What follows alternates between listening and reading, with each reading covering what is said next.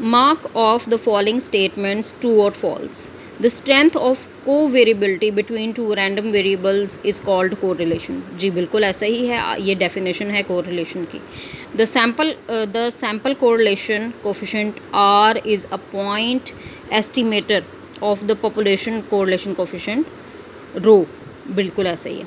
आपके जो सैम्पल वाला है वो कैपिटल आर या स्मॉल आर से डिनोट किया जाता है, और जो आपके पास पॉपुलेशन कोरिलेशन है वो रो से किया जाता है. यूजुअली ये स्मॉल आर से डिनोट किया जाता है.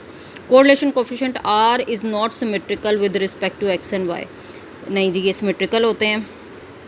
आपके पास अगर R X Y find out करें आप, या अगर आर आप वाई एक्स फाइंड आउट करेंगे, दोनों आपस में बराबर होते हैं, कोई फ़र्क नहीं होता. The correlation coefficient changes with a change of origin.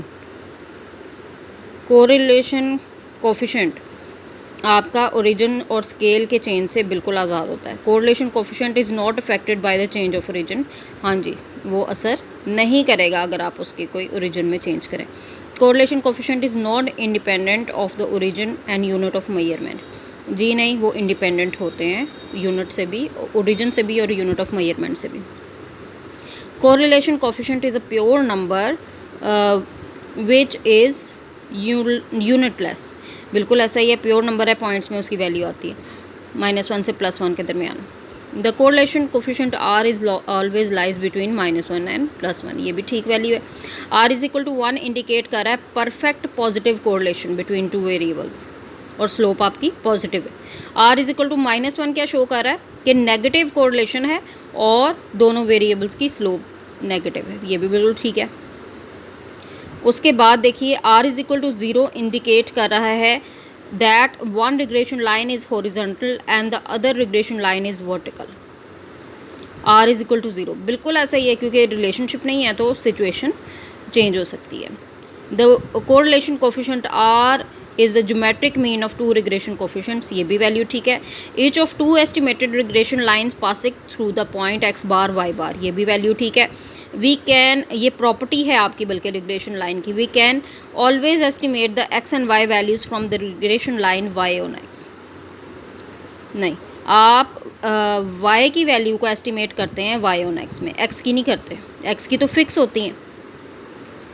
The regression coefficient of X on Y is -1.2 and Y is equal to X is equal to 0.3. नहीं, ये नहीं पॉसिबल. क्यों नहीं पॉसिबल? कि दोनों जो आपके पास रिग्रेशन कोफिशिएंट हैं उनकी वैल्यू तो डिफरेंट हो सकती है, लेकिन साइन सेम होने चाहिए. चूँकि इसमें साइन डिफरेंट है तो इसका मतलब है कि ये रिग्रेशन कोफिशिएंट्स की वैल्यूज़ में कोई गड़बड़ है, ये गलत बात है. The regression coefficient X on Y is -1.2 and Y on X is -0.3. हाँ जी, ये बात ठीक हो सकती है, जो वैल्यूज़ डिफरेंट हो सकती हैं, sign will be the same of coefficients. The regression coefficient X on Y, regression coefficient Y on X and correlation have same sign.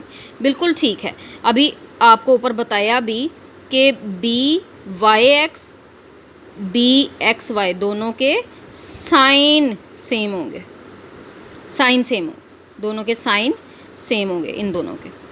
तो इसी तरह आर का भी साइन वही बनेगा जो आपके पास इस से अगर आप देखें ना, उसके मल्टीप्लिकेशन से अंडर रूट से जो साइंस होंगे वो कॉमन आ जाएंगे, तो साइन सेम होंगे जो इनके भी होंगे और जो आर के भी होंगे.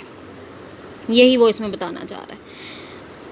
फिर उसके बाद है, if the regression coefficient X on Y is -1.2 and Y on X is -0.3, the correlation coefficient is 0.6. आप बहुत आसानी से निकाल सकते हैं.